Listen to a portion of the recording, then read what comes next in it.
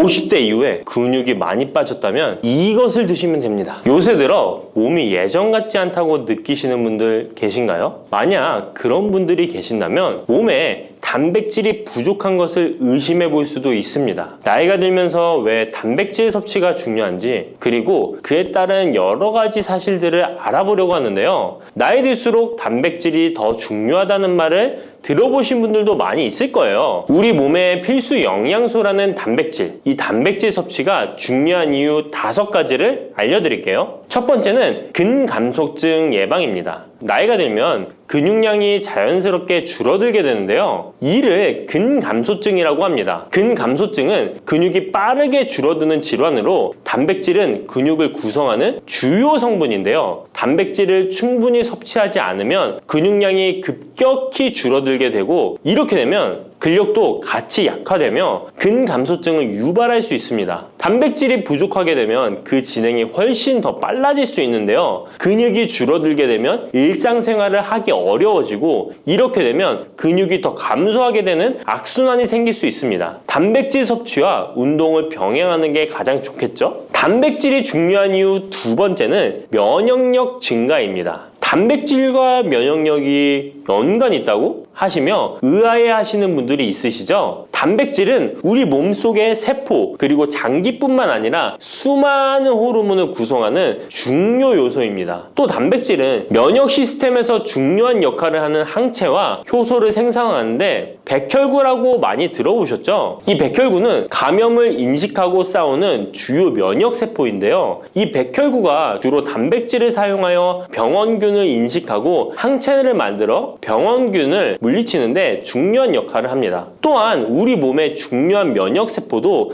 감염에 대응할 때 단백질을 사용하여 신호를 보내고 병원균을 파괴하는 작용을 합니다. 나이가 들면서 면역 시스템이 약해지기 쉬운데, 그럴수록 단백질을 충분히 섭취하면 면역력을 높일 수 있습니다. 단백질 섭취가 중요한 이유 3번째는 심혈관계 질환 예방입니다. 단백질은 심혈관 건강에도 영향을 주는데요. 특히 식물성 단백질이 도움을 줍니다. 예를 들자면 콩류와 견과류 등은 나쁜 콜레스테롤인 LDL의 수치를 낮추고 심혈관계 질환의 위험을 줄이는데 도움이 됩니다. 특히 노년층에서 단백질 섭취는 고혈압, 동맥경화증, 심장병 등을 예방하는 데 중요한 역할을 합니다. 4번째는 피부의 탄력 저하를 예방합니다. 피부의 주 성분 중 하나인 콜라겐은 단백질로 이루어져 있는데요. 나이가 들면 콜라겐이 자연스럽게 감소하게 되는데, 이로 인해 피부 탄력이 떨어지고 주름이 생깁니다. 이때 단백질을 충분히 섭취하면 피부 건강에도 좋은 영향을 주는데요. 단백질 공급은 피부 재생을 촉진시켜 피부 건강을 유지하는 데 도움을 줍니다. 5번째는 골다공증 예방입니다. 나이 드신 여성분들은 특히 더 주목해주세요. 질병관리청의 보도자료에 따르면 대한민국 50세 이상의 골다공증 유병률은 22.5%로 약 5명 중 1명은 골다공증이 있는데요. 골다공증은 조용한 뼈 도둑이라고 불릴 정도로 초기 증상이 뚜렷하게 보이지 않지만, 골다공증이 한 번 생기면 이로 인한 고관절, 척추, 손목 등의 골절이 생기기 쉽고, 이로 인해 합병증 위험 또한 증가하는데요. 이 골다공증을 예방하는 데 중요한 요소가 바로 단백질입니다. 단백질은 뼈를 구성하는 중요한 요소 중 하나인데요. 뼈의 건강을 유지하는 데 필요한 칼슘과 함께 단백질은 뼈의 구조를 안정화시키고 골밀도를 높여서 골다공증을 예방하는 데 중요한 역할을 합니다. 한마디로 노년층에서 우리가 흔히 알고 있는 칼슘과 비타민 D와 함께 단백질 섭취를 증가시키면 뼈가 약해지는 것을 방지할 수 있습니다. 이렇게 중요한 우리 몸속의 단백질이 혹시 부족하게 된다면 무슨 일이 일어날까요? 단백질이 부족하면 여러 가지 신체 기능에 문제가 생기는데요. 첫 번째는 인지기능 저하와 치매입니다. 단백질 부족이 치매를 유발한다니 놀라셨나요? 연구에 따르면 단백질이 뇌 건강을 유지하는 데 아주 중요한 역할을 합니다. 특히 기억력에 많은 영향을 주는데요. 단백질은 뇌에서 신경 전달 물질을 만들고 뇌세포의 구조를 유지하는 데 도움을 줍니다. 특히 학습과 기억력에 영향을 주는 시냅스에서 발생하는 신경 전달 물질의 방출과 수용체 활성화는 대부분 단백질에 의해 조절되는데, 예를 들어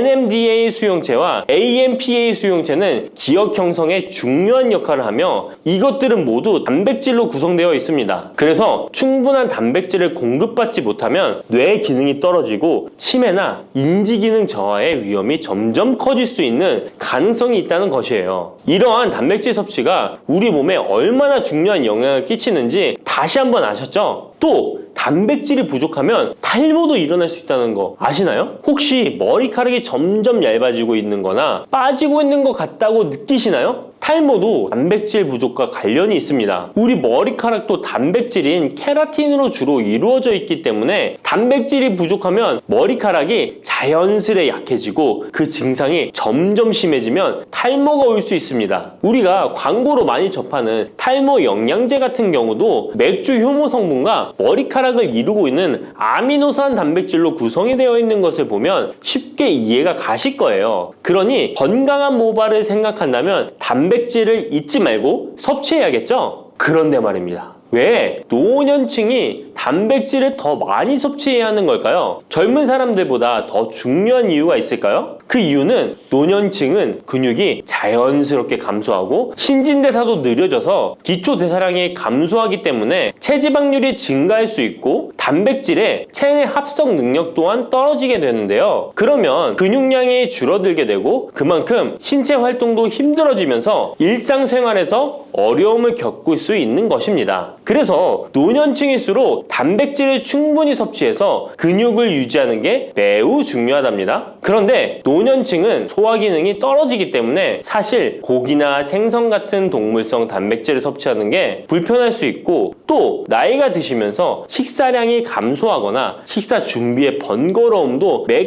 끼 단백질을 챙겨 먹는데 어려움을 주는 게 사실입니다. 그래서 혼자 지내시는 분들은 더욱더 단백질 섭취가 어렵기도 합니다. 또한 어떤 분들은 체중 증가를 걱정해서 단백질이 고칼로리라고 생각해서 드시기를 꺼려 하기도 하고요. 그렇다고 해서 섭취하기 어렵다고 단백질의 섭취를 멀리해서는 절대 안 됩니다. 우리 몸에 이렇게 필수적인 단백질을 충분히 섭취하기 좋은 음식에는 무엇이 있을까요? 단백질을 섭취하기 좋은 추천 음식 4가지 바로 소개해 드릴게요. 첫 번째 식품은 계란입니다. 사실 단백질 하면 가장 먼저 떠오르는 식품이 계란인데요. 계란 2알만 드셔도 하루에 필요한 단백질의 20%를 섭취할 수 있다는 거 아셨나요? 특히 계란의 단백질은 완전 단백질로 분류되는데요. 이는 우리 몸이 제대로 기능하는 데 필요한 필수 아미노산을 포함한다는 것을 뜻해요. 계란은 단백질뿐만 아니라 비타민 A, D, E도 함유하고 있어 건강에 매우 좋은데요. 계란은 자연적으로 비타민 D를 함유하고 있는 드문 식품 중 하나입니다. 또한 계란 노른자에는 칼슘, 구리, 요오드, 철분, 망간, 인, 셀레늄, 아연도 풍부하게 함유하고 있어서 계란을 먹으면 많은 영양소를 쉽게 섭취할 수 있는 거죠. 두 번째 식품은 생선입니다. 등푸른 생선 좋다는 이야기는 누구나 한 번쯤 들어보셨을 텐데요. 사실 등푸른 생선뿐만 아니라 다른 생선도 저지방, 고단백 식품으로 다른 고단백 식품인 육류에 비해 지방 함량이 낮고 필요 영양소는 그대로 제공해줍니다. 생선에는 단백질과 함께 오메가3 지방산도 풍부하게 함유되어 있어 심혈관 건강에 좋죠. 특히 연어, 고등어, 참치 같은 생선은 단백질뿐만 아니라 항염증 효과도 있습니다. 그리고 대구 같은 백색 생선은 지방 함량이 매우 적고 단백질은 상대적으로 많아서 체중 걱정이신 분들이나 다이어트를 하는 사람들에게 더욱 좋은 생선입니다. 등푸른 생선도 지방 함량은 높지만 이 지방이 건강에 유익한 오메가3 지방산이기 때문에 건강에 도움이 되는데요. 생선의 단백질은 다른 육류나 콩류보다 소화가 편하고 생선의 살은 비교적 부드러운 섬유질을 가지고 있어서 소화가 빠르고 몸에서 쉽게 흡수됩니다. 세 번째는 유단백 식품인 우유나 요거트 같은 유제품입니다. 특히 노년층에서는 유제품을 섭취하면 칼슘도 함께 챙길 수 있어서 골다공증 예방에도 도움이 되는데요. 유제품에 포함된 단백질은 고품질 단백질입니다. 고품질 단백질은 신체가 효율적으로 사용하고 필요한 아미노산을 모두 공급하는 단백질을 말하는데요.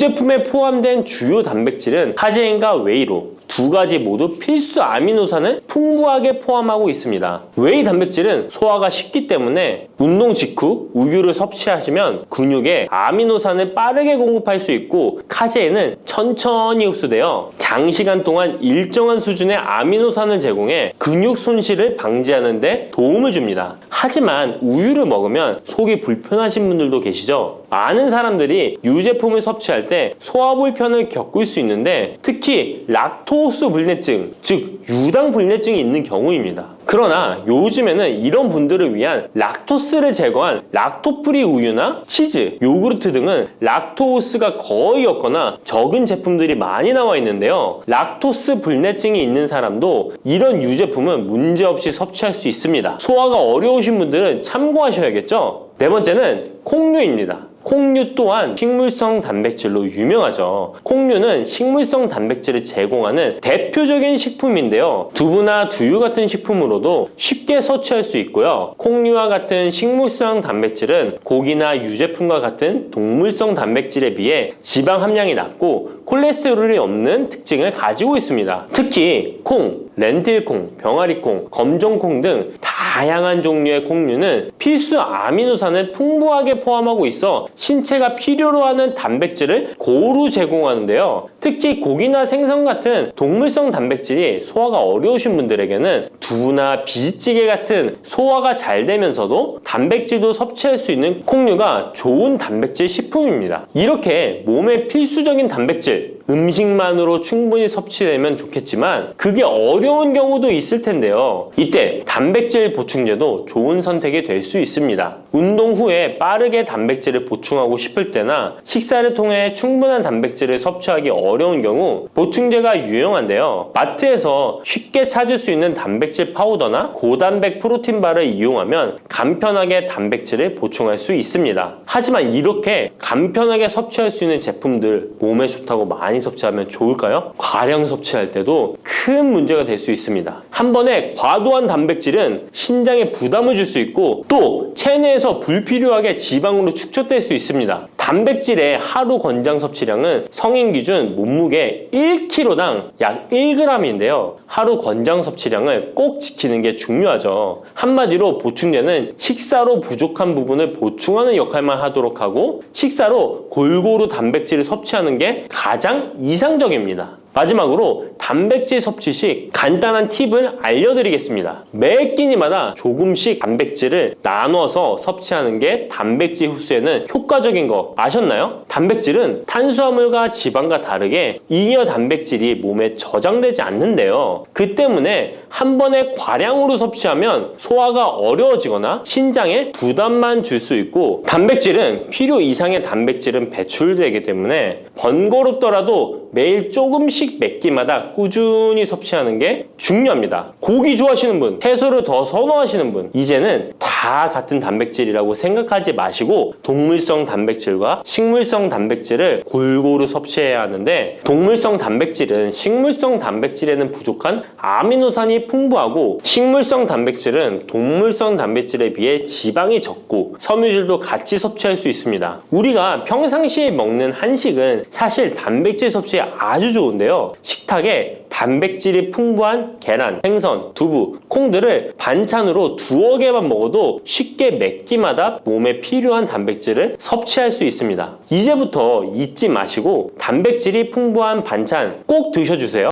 혈관을 깨끗하게 하고 당뇨를 예방하려면 땅콩을 이렇게 드셔야 합니다. 여러분, 땅콩 좋아하시는 분 있으신가요? 저는 땅콩과 건어물을 안주로 참 좋아하는데요. 이런 맛있는 땅콩이 건강에 좋은 효능들이 많다는 것 혹시 아시나요? 심심풀이 땅콩이라는 말이 있을 정도로 땅콩은 우리에게 매우 친숙한 음식인데요. 하지만 땅콩의 그 놀라운 효능을 제대로 아는 분은 많이 없을 거예요. 땅콩이 얼마나 우리 몸에 좋은 영향을 미치는지, 그리고 어떻게 섭취하면 더 좋은 효과를 볼 수 있는지 땅콩에 대해서 자세히 알아보겠습니다. 어렸을 적에 키가 작은 친구를 땅콩 같다고 놀리지 않으셨나요? 작은 땅콩 한 알에는 단백질, 지방, 탄수화물, 식이섬유는 물론 비타민 E, B군, 칼륨, 마그네슘, 철분, 폴리페놀, 폴라보노이드, 레스베라트롤 등 여러 가지 몸에 좋은 영양소가 매우 풍부하게 들어있는데요. 이렇게 영양이 풍부하고 맛도 고소한 땅콩의 놀라운 효능 7가지 바로 소개해 드릴게요. 땅콩의 놀라운 효능 첫 번째는 심혈관 질환 개선입니다. 미국 심장학회에서 땅콩을 추천 음식으로 소개한 것 알고 계신가요? 땅콩의 크기는 작지만 땅콩 안에 들어있는 영양소는 결코 작지 않습니다. 땅콩은 불포화 지방산을 많이 함유하고 있고 특히 땅콩에 함유된 모노불포화 지방산과 다불포화 지방산은 나쁜 콜레스테롤인 LDL 수치를 낮추고 좋은 콜레스테롤인 HDL을 높이는 데 도움이 됩니다. 또한 땅콩에 함유된 단일 불포화 지방산은 혈중 콜레스테롤 수치를 낮추는 데 도움을 주는데요. 혈중 콜레스테롤이 낮아져 심장 건강을 지키는데 매우 좋은 작용을 하는 것이죠. 또한 땅콩은 불포화 지방산이 풍부하고 비타민 E가 풍부하게 들어있어 심혈관 건강에 도움을 주고 혈관을 보호하며 혈액순환과 동맥경화증을 예방하고 심장 질환의 위험을 줄여줍니다. 또한 땅콩은 마그네슘, 칼륨, 식이섬유와 같은 심혈관 건강에 중요한 영양소를 함유하고 있어 혈압을 조절하고 혈관을 건강하게 유지하는 데 도움을 준다는 것 꼭 기억해 주세요. 땅콩의 놀라운 효능 두 번째는 뇌 건강에 도움을 주는 것입니다. 땅콩에는 레시틴과 비타민 E가 들어있는데요. 이 성분들은 뇌세포를 보호하고 뇌 건강을 유지하는 데 중요한 역할을 합니다. 특히 땅콩은 기억력과 집중력 향상에 도움이 될 수 있어 중년과 노년층에게 매우 유익한 음식이라는 것 아시나요? 땅콩이 함유된 비타민 E, 폴리페놀, 특히 레스베라트롤 등 강력한 항산화 성분은 뇌 건강에 도움을 줍니다. 이러한 항산화 성분은 뇌에서 발생할 수 있는 산화 스트레스를 줄여주며 이는 신경세포를 보호하고 뇌 기능을 향상시키는 기능도 해준답니다. 또한 땅콩은 불포화 지방산, 특히 오메가3 지방산을 포함하고 있어 뇌 기능을 개선하고 치매와 같은 뇌 질환을 예방할 수도 있는데요. 특히 불포화 지방산은 뇌세포의 구성 성분으로 중요한 역할을 하며 뇌신경 전도 속도를 높여 기억력과 합승 능력을 향상시킬 수 있습니다. 땅콩의 효능 정말 놀랍지 않나요? 아직 놀라기는 이른데요. 땅콩의 효능 세 번째는 체중 관리에 도움을 주는 것입니다. 땅콩은 단백질과 섬유질이 풍부해서 조금만 먹어도 포만감을 오래 유지시켜주는데요. 그래서 과식을 예방하고 체중을 관리하는 데 도움을 줄 수 있죠. 그냥 땅콩도 좋지만 땅콩을 갈아 만든 땅콩버터도 포만감을 오래 유지시켜줘서 과식을 방지하는 데 효과적입니다. 또한 단백질과 지방산이 풍부해서 에너지를 공급하고 건강한 체중 관리를 돕습니다. 하지만 모든 음식은 과유불급 작지만 영양이 풍부한 땅콩은 고칼로리 식품이기 때문에 하루에 10알에서 20알 정도 적당량을 섭취하는 것이 중요하다는 것 꼭 기억해 주세요. 땅콩의 놀라운 효능 네 번째는 바로 당뇨 관리 효능입니다. 땅콩이 당뇨에 효능이 있다니 신기하죠? 땅콩에는 불포화 지방산이 많이 함유되어 있고 혈당 수치가 낮아서 혈당을 천천히 올리는 효과가 있는데요. 그래서 당뇨병 환자들에게도 좋은 간식으로 평가되고 있습니다. 또한 땅콩에 포함된 섬유질과 단백질이 혈당을 안정적으로 유지하는 데 도움을 주는데요. 땅콩에 포함된 식이섬유 또한 혈당의 흡수를 늦추고 혈당 수치를 안정적으로 유지하는 데 도움을 준다는 것입니다. 뿐만 아니라 땅콩의 마그네슘과 비타민 B9는 인슐린 감수성을 향상시키는 데 도움을 주고 이로 인해 땅콩은 당뇨병 예방 및 혈당 관리에 탁월한 식품으로 평가되고 있죠. 땅콩의 효능 정말 놀랍지 않나요? 아직 안 끝났습니다. 땅콩의 효능 다섯 번째는 피부 건강에 도움을 주는 것입니다. 땅콩에 들어있는 비타민 E와 항산화 물질이 피부를 건강하게 유지하는 데 좋은 영향을 주는데요. 땅콩에 들어있는 비타민 E는 강력한 항산화제로 피부 세포를 자유 라디칼로부터 보호하고 피부 노화를 지연시키는 데 좋은 영향을 줍니다.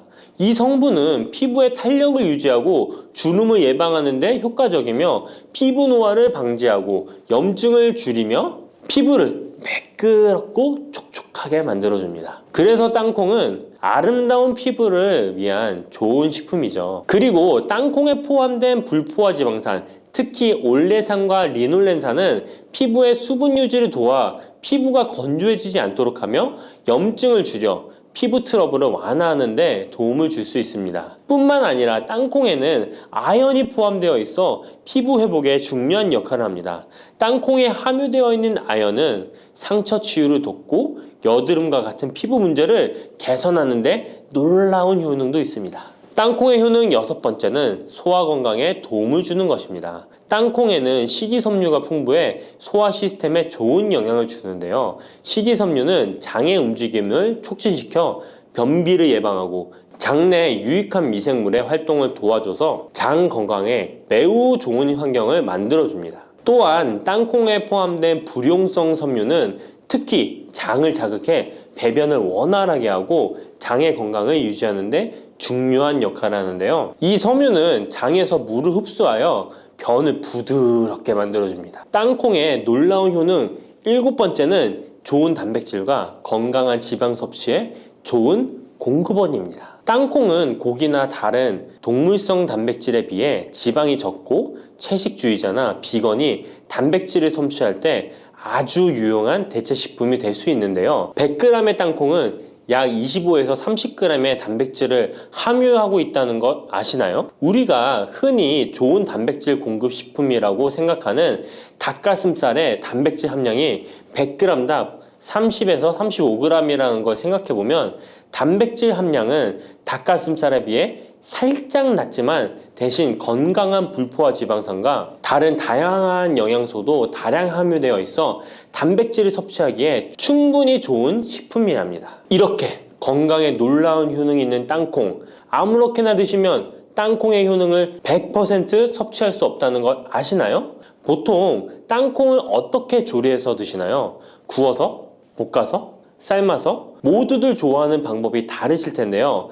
생땅콩을 먹는 것이 가장 좋다라고 들으신 분들도 있으실 거예요. 과연 땅콩을 가공하지 않고 생으로 먹는 것이 가장 좋은 방법일까요? 정답은 아니오입니다. 생땅콩에는 독성이 있을 수 있는 물질인 아플라톡신이 포함되어 있을 수 있기 때문에 이를 피하기 위해서는 반드시 충분히 익혀 먹어야 하는데요. 볶거나 구운 땅콩은 아플라톡신을 제거할 수 있어 안전하게 섭취할 수 있지만 그보다는 땅콩을 삶아서 먹는 것이 더 건강에 좋다는 것 알려드릴게요. 땅콩을 삶았을 때 더욱 건강에 좋은 이유 몇 가지가 있는데요. 바로 알려드릴게요. 첫 번째, 삶은 땅콩은 볶은 땅콩에 비해 항산화 성분이 더 많습니다. 볶을 때 일부 항산화 성분이 파괴될 수 있고 또한 땅콩의 껍질에는 폴리페놀과 레스베라트롤이 풍부하게 함유되어 있기 때문에 땅콩을 볶은 뒤 버리는 껍질은 이런 몸에 유익한 성분들을 섭취할 수 없기 때문입니다. 두 번째, 삶은 땅콩은 과일산이 더 적고 식이섬유도 풍부한데 이로 인해 소화가 더 용이합니다. 세 번째, 삶은 땅콩은 아크릴아마이드라는 발암 물질이 덜 생성됩니다. 아크릴아마이드는 고온에서 볶을 때 발생할 수 있는데 삶은 과정에서는 이 유해 물질이 생성되지 않습니다. 이제는 건강을 위해 삶아 드셔야 한다는 것 아셨죠? 하지만 땅콩을 섭취하시기 번거롭거나 조금 더 쉽게 섭취하고 싶은 분들도 있으실 텐데요. 이런 분들은 땅콩 버터를 드시면 됩니다. 땅콩 버터는 땅콩에 버터를 넣은 거 아니야? 라고 생각하시는 분도 있으시죠? 그것은 아니고 땅콩을 계속해서 갈게 되면 크림과 같은 형태로 변하게 되는데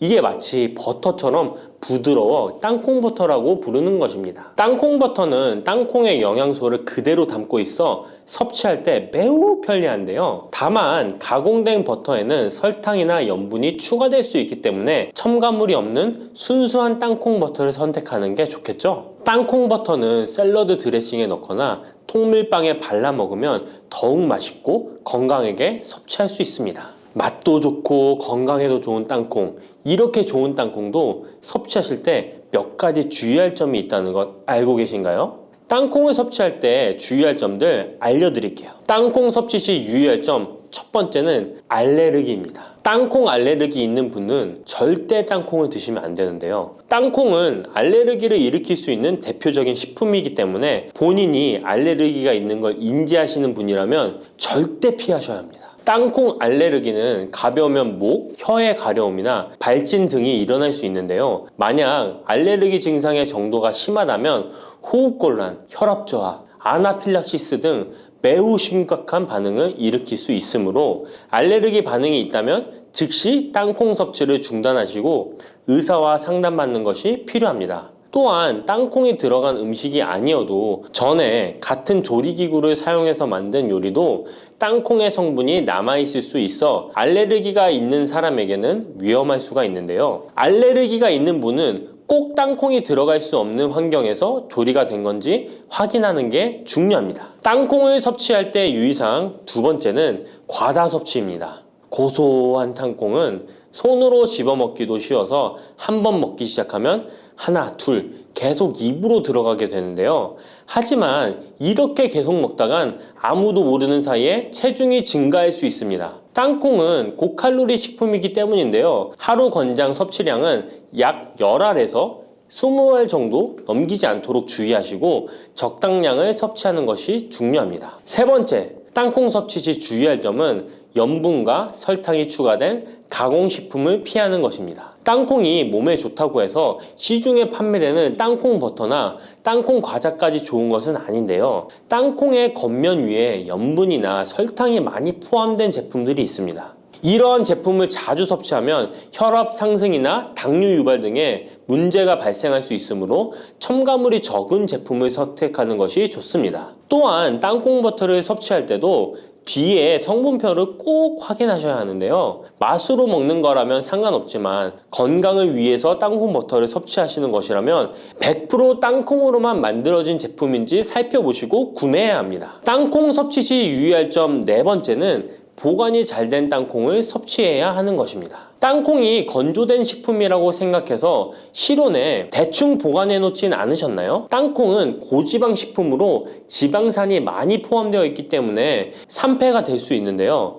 산패된 지방산은 인체에 유해한 물질인 과산화지질을 생성할 수 있으며 이는 세포와 조직에 손상을 일으킬 수 있습니다. 땅콩이 보관 상태가 부적절해지면 곰팡이가 자주 발생하는데 이 곰팡이는 아플라톡신이라는 독소를 생성할 수 있습니다. 아플라톡신은 강력한 발암 물질로 알려져 있으며 장기적으로 섭취할 경우 간에 손상을 주거나 간암을 일으킬 수 있는 위험한 물질이죠. 따라서 땅콩을 보관할 때는 통풍이 잘 되고 건조한 장소에 보관해야 하며 곰팡이가 발생한 땅콩은 절대 섭취해서는 안 됩니다. 고소한 호두 좋아하시는 분 많으시죠? 호두는 그 자체로도 훌륭한 간식이지만 저는 특히 커피와 먹는 것을 좋아하는데요. 이렇게 맛도 좋고 건강에 이롭다고도 잘 알려진 호두, 혹시 그냥 막연하게 몸에 좋다고만 알고 있지는 않으신가요? 호두는 견과류의 일종으로 기원전 7,000년 전 고대부터 인류가 친숙하게 섭취해온 식품인데요. 인류가 이렇게 오래전부터 호두를 섭취해왔다니 놀라신 분 계신가요? 이렇게 호두는 아주 옛날부터 인류에게 많은 영양소를 제공해 주었는데요. 호두에는 단백질, 비타민, 미네랄 등 여러 가지 영양소가 풍부하게 들어있다는데 이렇게 풍부한 영양소가 함유된 호두가 주는 몸에 이로운 점 바로 소개해 드릴게요. 첫 번째 호두의 놀라운 효과는 바로 노화 방지입니다. 호두에는 폴리페놀과 비타민 E 같은 강력한 항산화 물질이 풍부하게 들어있다는 사실 알고 계셨나요? 호두에는 폴리페놀과 비타민 E 같은 항산화 물질이 다량 함유되어 있는데요. 항산화 물질은 체내 유해산소를 제거하고 세포 손상을 방지하는 역할을 해주는데 노화 방지와 관련이 깊은 성분으로 피부 건강을 유지하고 노화 과정을 늦추는 데 도움이 되죠. 또한 항산화 물질은 면역력 향상에도 도움을 주어 감기나 질병에 대한 저항력을 키워주는데요. 자유라디칼은 우리 몸의 세포를 손상시켜 노화와 관련된 여러 질병을 일으킬 수 있는데, 호두에 함유된 항산화 물질은 자유라디칼로부터 세포를 보호하여 세포 노화를 늦추는데 중요한 역할을 해준답니다. 또한 호두의 풍부한 오메가3 지방산은 피부 건강에 많은 도움이 되는데요. 오메가3는 피부 탄력을 유지하고 피부에 수분을 보충해 주는데 꼭 필요한 성분이죠. 특히 피부가 노화되면서 생길 수 있는 주름과 피부 처짐을 예방하는데 매우 도움이 된답니다. 두 번째 호두의 놀라운 효능은 바로 뇌 건강 유지입니다. 호두의 외형이 뇌를 닮아 예로부터 뇌에 좋다고 잘 알려져 있는데요. 외형만 닮았다고 뇌에 좋다는 것이 아닌 것 알고 계시죠? 호두에는 오메가3 지방산이 풍부하게 들어있습니다. 오메가3는 주로 생선에서 많이 발견되는 성분으로 알려져 있지만 호두에도 그만큼 많은 양이 들어있죠. 해외 알츠하이머 저널에서는 호두가 산화 스트레스와 염증을 줄여주므로 알츠하이머 발병과 진행을 늦추거나 위험을 줄여준다는 연구 결과를 발표했는데요. 호두에는 오메가3 지방산인 알파-리놀렌산이 풍부하고 이 성분은 뇌세포를 보호하고 인지 기능을 향상시키는데 중요한 역할을 해주며 뇌의 기능을 활성화시켜 치매와 같은 뇌질환을 예방하는데 도움을 줄 수 있다는 것이죠. 뇌 기능이 저하되지 않도록 돕는 호두는 노화로 인한 인지 저하를 늦추는데 중요한 역할을 합니다. 또한 호두는 비타민 E 또한 풍부하여 뇌의 노화 방지에 도움을 줍니다. 비타민 E는 강력한 항산화 작용을 통해 뇌세포를 보호하고 기억력과 인지 기능을 개선하는 데 도움을 주며 산화 스트레스로부터 뇌를 지켜줍니다. 이는 알츠하이머와 같은 치매를 예방하는 데 중요한 역할을 한다는 사실, 뇌 건강을 위해서는 이제부터 호두를 꼭 드셔야겠죠? 세 번째 호두의 효능은 바로 뼈 건강에 도움을 주는 것입니다. 호두가 뼈에 좋다는 사실 알고 계셨나요? 좋은 영양소가 많이 들어있다는 것은 알아도 뼈에 좋다는 건 생소하신 분들이 있으실 텐데요. 호두가 뼈 건강에 미치는 좋은 작용들 바로 알려드릴게요. 호두는 칼슘뿐만 아니라 다른 중요한 성분들도 함유하고 있어서 뼈를 튼튼하게 만드는데 아주 효과적인 식품입니다. 호두는 칼슘과 마그네슘이 균형 있게 들어있는데요. 칼슘은 뼈를 구성하는 중요한 성분이지만 마그네슘 역시 뼈 건강에 필수적인 역할을 합니다. 마그네슘은 칼슘의 흡수를 돕고 뼈의 밀도를 유지하는데 중요한 역할을 하죠. 이 두 성분이 적절히 균형을 이루면 뼈의 강도를 높이고 골다공증과 같은 질환을 예방할 수 있는데요. 또한 호두에 들어있는 오메가3 지방산은 뼈 건강에 직접적인 영향을 미치는 중요한 성분입니다. 연구에 따르면 오메가3 지방산은 뼈의 형성을 촉진하고 뼈의 밀도를 높이는 데 도움을 줄 수 있다고 하는데요. 이뿐만 아니라 오메가3는 염증을 줄여주는 효과가 있어서 관절염과 같은 염증성 질환에 걸리기 쉬운 사람들에게도 유익한 영향을 줄 수 있습니다. 호두의 놀라운 효능 네 번째는 바로 암 예방 효과입니다. 호두는 항산화 작용과 항염증 작용 덕분에 암 예방에도 효과적이라고 알려져 있는데요. 놀라우신가요? 2022년 국제학술지에 실린 연구 자료를 보면 호두나 아마씨에 함유되어 있는 알파-리놀렌산을 꾸준히 섭취하면 그렇지 않은 사람들과 비교해서 심혈관 질환 위험률이 10% 감소되고 관상동맥 심장질환 위험률은 20%나 줄어들었다고 합니다. 그뿐만 아니라 호두에는 폴리페놀과 엘라그산이 풍부하게 들어있는데요. 특히 엘라그산은 항암 성분으로 유명한데 엘라그산은 체내에서 엘라그산 대사물질로 변하는데요. 암세포의 성장을 억제하는 데 도움을 주고 폴리페놀은 암세포의 확산을 막아주는 역할을 해줍니다. 호두는 이뿐만 아니라 오메가3 지방산을 많이 함유하고 있는데요. 오메가3 지방산은 염증을 줄이는 효과가 있습니다. 암은 염증성 질환과 관련이 깊은데요. 호두가 가진 염증 완화 효과는 암 치료에 있어서 중요한 보조 역할을 해줄 수 있다는 것 아시나요? 호두에 포함된 비타민 E와 셀레늄 등의 성분은 면역력을 증진시키는 데 도움을 주는데요. 암 환자에게는 면역력이 중요한데 호두는 면역 시스템을 강화시켜서 우리 몸에 방어막을 형성시키는데 큰 역할을 할 수 있죠. 호두의 효능 정말 놀랐죠? 이렇게 몸에도 좋고 맛도 좋은 호두, 이것들과 먹으면 효과가 배가 된다는데요. 호두와 궁합이 좋은 식품들 바로 알려드릴 테니 주목해주세요. 첫 번째는 요거트입니다. 요즘 들어 그릭 요거트 요거트나 프로바이오틱스 같은 단어들 자주 접해보셨죠? 요거트에는 단백질, 칼슘, 프로바이오틱스 등의 영양소가 풍부하게 함유되어 있는데요. 호두에는 건강한 지방, 단백질, 식이섬유, 비타민, 미네랄 등이 풍부합니다. 이 두 가지를 함께 섭취하면 영양소 조합을 통해 다양한 영양소를 한 번에 섭취할 수 있는데요. 요거트에 함유된 프로바이오틱스는 장내 유익한 세균을 증식시키고 장 건강을 촉진하는 데 도움이 됩니다. 또한 호두의 지방은 프로바이오틱스의 효능을 더욱 향상시켜 장 건강에 도움을 주고 호두에 함유되어 있는 오메가3 지방산과 같은 건강한 지방산을 요거트와 함께 섭취하면 호두의 지방이 소화 흡수를 도와 영양소의 흡수를 향상시킬 수 있다는 것 꼭 잊지 말아주세요. 그리고 영양뿐만 아니라 호두의 고소하고 크리미한 식감과 요거트의 부드럽고 상큼한 맛은 잘 어울리는데요. 함께 섭취하면 맛과 식감의 조화를 즐길 수 있습니다. 그러니 이제부터 요거트를 드실 때는 호두와 함께 드시는 것 추천해 드릴게요. 두 번째, 호두와 환상의 궁합 음식은 바로 바나나입니다. 바나나는 호두와 함께 섭취하면 영양소의 균형을 맞출 수 있다는 사실 알고 계신가요? 바나나는 탄수화물과 천연당과 풍부한 식이섬유를 함유하고 있다는 것 잘 알려져 있는데요. 뿐만 아니라 바나나의 당은 호두 대비 신체에 더 빠른 에너지를 공급해 줍니다. 호두에는 건강한 지방과 단백질이 풍부하게 함유되어 있다는 것 이제 잘 아시죠? 이 성분들은 신체의 에너지를 지속적으로 유지하는 데 도움을 주는데요. 그래서 바나나와 호두 이 두 가지를 함께 섭취하면 서로 보완적인 영양소를 한 번에 섭취할 수 있고 영양소 흡수 동안 더 쉽고 오래 지속이 되도록 도와준다는 것이죠. 영양뿐만 아니라 호두의 고소하고 크리미한 식감과 바나나의 부드럽고 달콤한 맛은 잘 어우러지는데요. 함께 갈아서 스무디로 한번 섭취해보세요. 간단하게 바나나의 달달한 맛과 호두의 고소한 향이 의외로 조화로워서 맛과 식감, 영양소까지 한 번에 즐길 수 있습니다. 이렇게 고소하고 맛도 좋고 몸에도 정말 좋은 호두, 그렇다고 해서 너무 과하게 섭취해도 안 좋다는 사실 알고 계신가요? 호두는 건강에 매우 좋은 식품이지만 모든 식품들이 그러하듯 호두도 적당량 섭취를 해야 하는데요. 과연 하루에 얼마나 먹어야 하는지, 몸에 좋은 호두를 잘못된 방법으로 섭취하면 몸에 치명적인 독이 될 수 있다는 사실들, 호두 섭취 시 주의점들 바로 알려드릴게요. 호두 섭취 시 유의할 점 첫 번째는 알레르기 반응입니다. 호두는 견과류 중 하나로 알레르기를 유발할 수 있는 식품인데요. 일부 사람들에게 알레르기 반응을 일으킬 수 있습니다. 호두 알레르기가 있는 경우 호두를 섭취했을 때 입술이나 혀 또는 얼굴이 부풀거나 허우걸란을 겪을 수 있는데 이는 개개인의 신체 증상에 따라 매우 위험할 수도 있습니다. 경우에 따라 목숨도 위험할 수 있는데요. 만약 이런 증상이 발생하면 즉시 호두 섭취를 중단하고 필요시 의사와 상담해야 합니다. 알레르기가 있는 사람은 호두를 피하는 것이 매우 중요합니다. 호두 섭취 시 주의할 점 두 번째는 과도한 섭취입니다. 호두는 100g당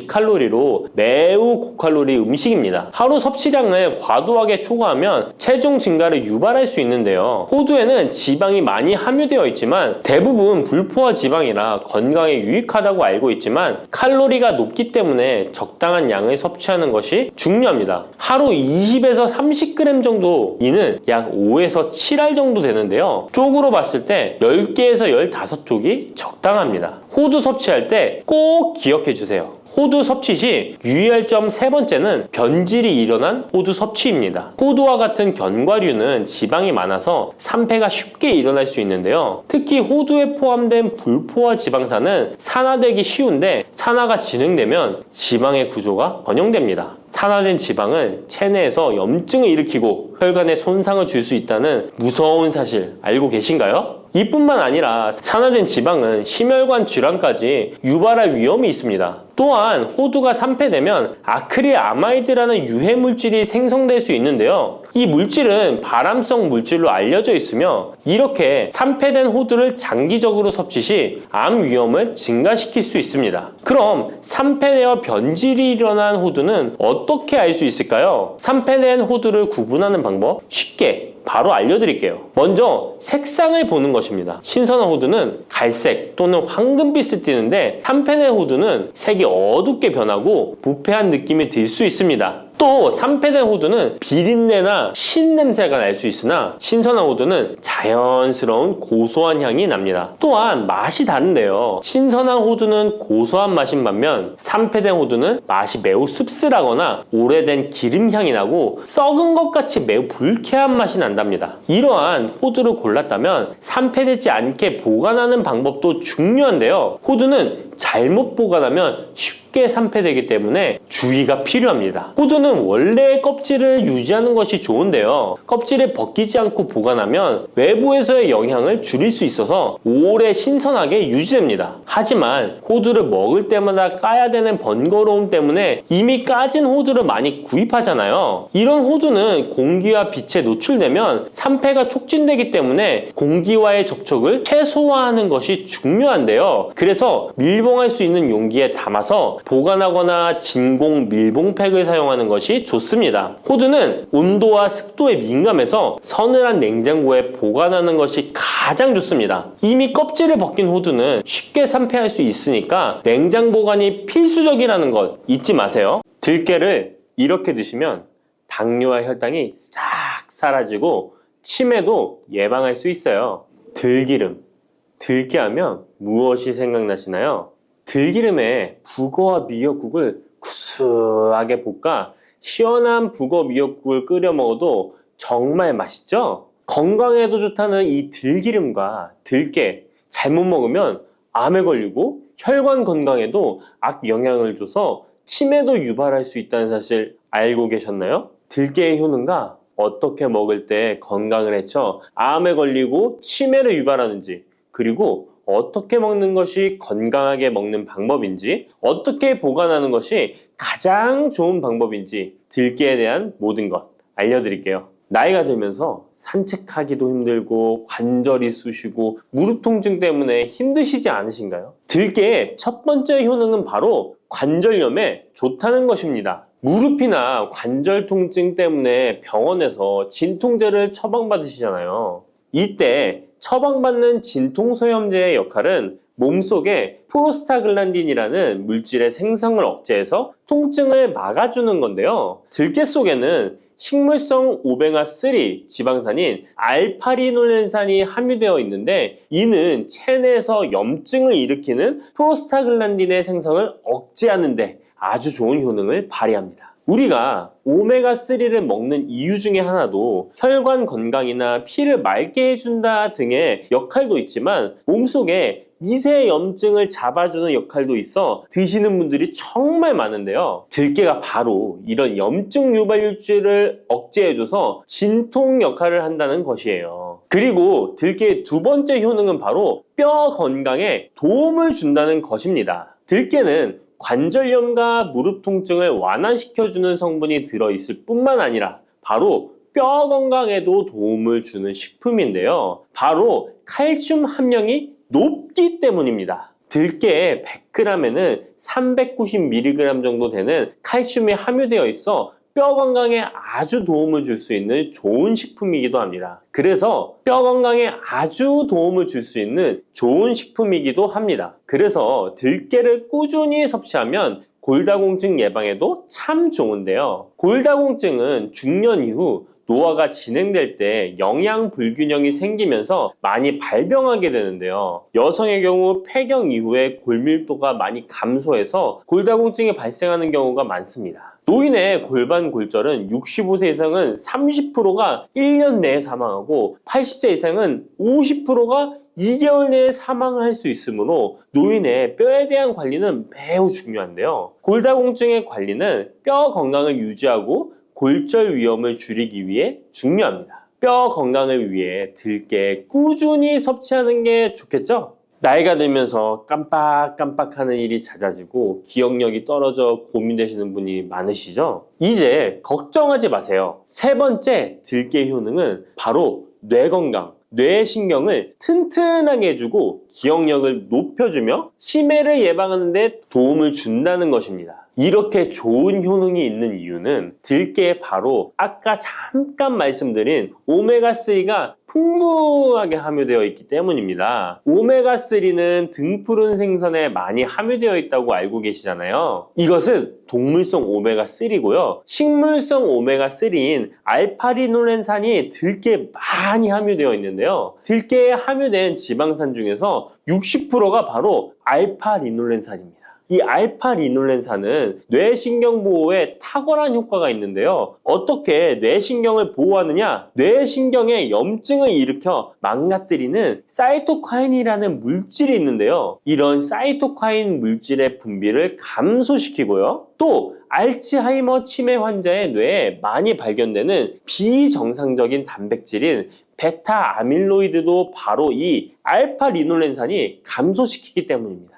참치에 많이 함유되어 있다는 DHA 들어보셨죠? DHA가 바로 대표적인 뇌기능 강화 물질인데요. 이 DHA가 기억을 높이는 데 도움을 주고 학습 능력 또한 좋게 하는데요. 이 DH는 체내에 합성되지 않아 식품으로 섭취를 해야 합니다. 들깨에 함유된 알파리놀렌산이 흡수될 때 바로 이 DHA로 전환이 됩니다. 어린이 전용 오메가3 같은 경우도 성인보다는 EPA보다 DHA 함유량이 높은 영양제도 많죠? 들깨가 뇌신경, 뇌 건강에 좋은 이유가 바로 이겁니다. 네 번째 들깨의 효능은 심장을 건강하게 하고 뇌혈관의 노화를 막아주는데 도움을 준다는 것입니다. 알파리놀렌산이 체내에 흡수될 때 DHA로 변환된다고 했잖아요. 그뿐 아니라 바로 EPA로도 변환이 되는데요. 이 EPA가 어떤 역할을 하냐면 바로 혈소판 응집을 억제해 혈관에 혈전이 생기는 것을 방지하는 효능이 있습니다. 그리고 혈관을 튼튼하게 하는 효능과 혈액의 중성지방과 나쁜 콜레스테롤인 LDL을 낮추고 좋은 콜레스테롤인 HDL을 높여주는 역할도 합니다. 미국의 심장협회에서는 허혈성 뇌졸중, 심장마비로 인한 돌연사, 관상동맥 질환 등의 위험을 감소시키기 위해 매주 1에서 2회 이상 오메가3 지방산이 풍부한 등푸른 생선을 섭취하는 것이 도움을 준다고 발표했습니다. 그런데 이 오메가3 지방산의 함량을 살펴보면 100g당 오메가3 지방산의 함량이 연어에는 11.5g, 고등어에는 9.9g, 들깨에는 무려 63.1g이나 함유되어 있습니다. 정말 많이 함유되어 있죠? 들깨에는 연어에 비해 5배 이상 들어있다는 것입니다. 들깨를 꾸준히 드셔서 혈관도 건강하게, 심장도 튼튼하게 유지하시기 바랍니다. 다섯 번째 들깨의 효능은 바로 변비에 좋다는 것입니다. 들깨의 껍질에는 식이섬유가 풍부한데요. 들깨 100g에는 18g 정도로 풍부한 식이섬유가 함유되어 있습니다. 이 식이섬유는 장내에서 수분을 흡수하게 되는데요. 수분을 흡수하여 대변을 무르게 하고 장 운동도 촉진하여 변비를 예방하는 데 도움을 주는 것입니다. 또한 불포화 지방산이 풍부한데요. 들깨에 함유된 리놀렌산이 대장의 염증을 억제해주고 변비로 인해 발생할 수 있는 대장질환 또한 예방하는 데 도움을 줄 수 있습니다. 여섯 번째 들깨의 효능은 바로 췌장을 건강하게 하는데 도움을 준다는 것입니다. 들깨에 풍부하게 함유된 루테올린이라는 성분이 있는데요. 이 성분이 몸 안에서 인슐린에 대한 반응도를 높이는 기능을 합니다. 이게 무슨 말이냐면 췌장에서 인슐린을 조금만 분비하게 돼도 몸 안에서 이 인슐린이 작용을 잘해서 혈당이 급격히 올라가는 것을 막아주고 이렇게 되면 췌장에서 인슐린 분비를 줄일 수 있겠죠. 이렇게 췌장의 부담을 많이 덜어줄 수 있다는 것입니다. 루테올린을 통한 인슐린 반응도가 높아지면 당뇨도 예방할 수 있고 혈당 조절에도 많은 도움을 받을 수 있는 것입니다. 일곱 번째 들깨의 효능은 알레르기성 질환을 예방하는데 도움을 주는 것입니다. 들깨에 오메가3 지방산이 많이 함유되어 있다고 했잖아요. 이 오메가3 지방산이 염증을 억제하고 면역력을 강화시키는 효과가 있어서 알레르기 증상을 예방하고 완화시키는데 도움을 줄 수 있는 것입니다. 그리고 또 비타민 E가 풍부하게 함유되어 있는데요. 비타민 E는 항산화 작용에 뛰어나고 알레르기 반응을 일으키는 물질인 히스타민의 분비를 억제하는 효과가 있습니다.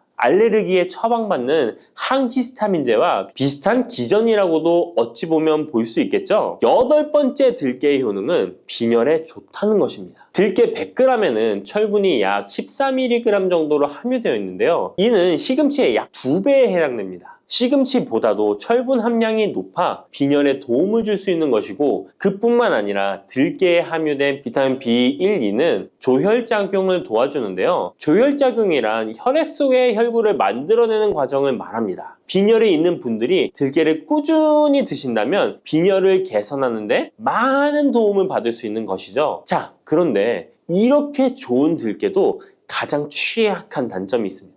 그것은 바로 열에 약하고 쉽게 산패된다는 것입니다. 일반적으로 통들깨보다는 들기름으로 많이들 섭취하게 되시는데요. 이 들기름을 짤 때의 방법이 중요합니다. 보통은 200도 이상으로 들깨를 달달 볶아서 기름을 짜게 되는데요. 이때 몸에 좋은 오메가3 지방산이 대부분 파괴가 됩니다. 그래서 들기름을 드실 때는 저온에서 압착한 기름을 사용하시는 것이 좋습니다. 저온에서 압착한 기름은 제가 하단 링크에 있으니까 잘 구경해 보세요. 저온 압착유 또는 생들기름이라고도 하는데요. 이 기름을 요리에 사용할 때에도 열에 오랫동안 가열하지 마시고 요리가 끝나갈 무렵에 들기름을 넣어주시거나 먹기 직전에 드레싱을 하여 드시는 것이 좋습니다. 들기름은 또한 산패가 쉽게 되는데요. 들기름이 산패되면 벤조피렌이 생성되게 되는데 이게 1급 발암물질입니다. 산패된 들기름을 지속적으로 드시게 되면 발암물질을 계속 먹게 되는 것이죠. 그래서 들기름의 사용기한을 지켜주시는 것이 좋은데요. 보통은 2달 이내로 드시는 것이 좋고, 개봉을 하셨다면 1달 이내에 소비하시는 것을 권장드립니다. 보관 방법도 정말 중요한데요. 신문지나 검은 비닐 등으로 감싸서 빛을 차단하고 밀봉한 상태에서 반드시 냉장 보관하시기 바랍니다. 만약 실온에 두신다면 들기름의 산패는 급속히 진행되기 때문입니다. 그런데 이 들기름을 오래 보관할 수 있는 방법도 있는데요. 그것은 참기름과 섞어서 보관하시는 것입니다. 참기름에는 비타민 E와 세사몰이라는 성분이 있는데요. 이 성분이 산패를 막아주는 데 도움을 줍니다. 이 세사몰이라는 성분은 참기름을 고온에 볶거나 기름을 짜는 과정에서 생성되는 물질인데요. 이 때문에 다른 기름에 비해 참기름이 산패가 느리고 지속성이 좋은 것이죠. 그래서 들기름과 참기름을